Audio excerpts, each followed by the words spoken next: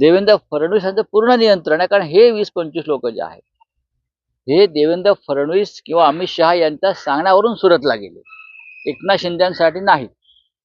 आणि आजही त्यांच्यावर कंट्रोल हे फडणवीसांचाच आहे. आणि उरलेले लोक आहेत ते चलबिचल आहेत, चंचल आहेत. त्यांना असं वाटतं की आपली कोंडी होते, भविष्यात जास्त कोंडी होईल, आपल्याला नेतृत्व नाही कोणतंही चांगलं की जे आपल्याला संरक्षित करेल किंवा प्रोटेक्ट करेल, तेव्हा आपण पुन्हा मागे फिरायचं का, असा एक विचार त्या पक्षात सुरू आहे. ही माझी माहिती आहे.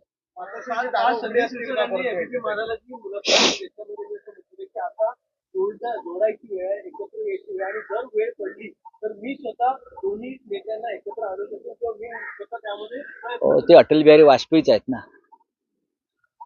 महान माणूस आहे तो, महान माणूस आहे, त्याच्यामुळे हे करू शकतात. आणि त्यांच्या ज्या भावना आहेत त्या भावनांविषयी आम्ही कृतज्ञता व्यक्त करतो. मोठा माणूस आहे तो, ते काही करू शकतात.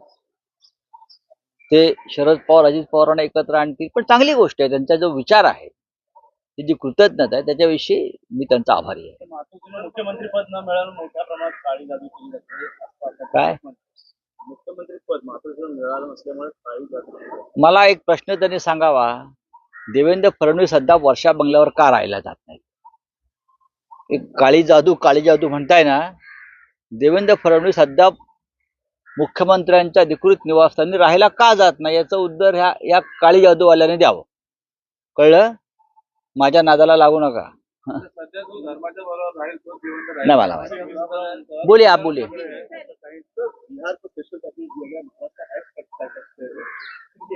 देखिए, बिहार में चुनाव है.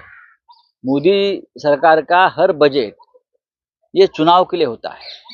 चाहे राज्यों का चुनाव हो, विधानसभा हो, या चाहे लोकसभा चुनाव हो, हर चुनाव ये इलेक्शन पैकेज होता है. अब बिहार में चुनाव है तो पूरा बजट का जो हिस्सा है ज्यादा से ज्यादा बिहार को जाएगा ना. ये उनकी एक खासियत है. ये देश का बजट नहीं बनाते, ये चुनाव का बजट बनाते हैं.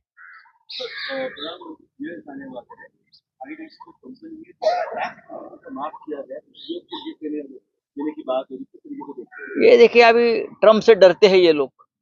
जो ट्रम्प कहेगा वो मानना पड़ेगा. व्यापारी लोग हैं.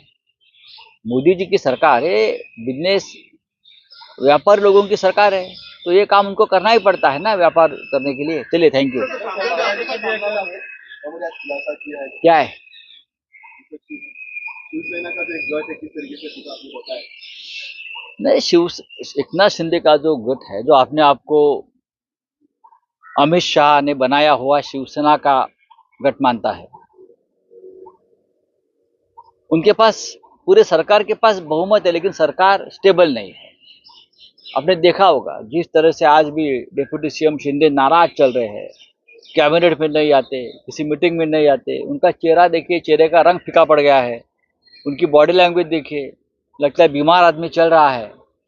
ये इसलिए कि उनको जो प्रॉमिस किया था कि चुनाव के बाद आप ही मुख्यमंत्री बनोगे, आप पैसा खर्च करिए और चुनाव जीत कर लाइए, लेकिन चुनाव के बाद शिंदे को मुख्यमंत्री नहीं बनाएगा. ये परंपरा है बीजेपी की, जो शब्द देते हैं वो पूरा नहीं करते.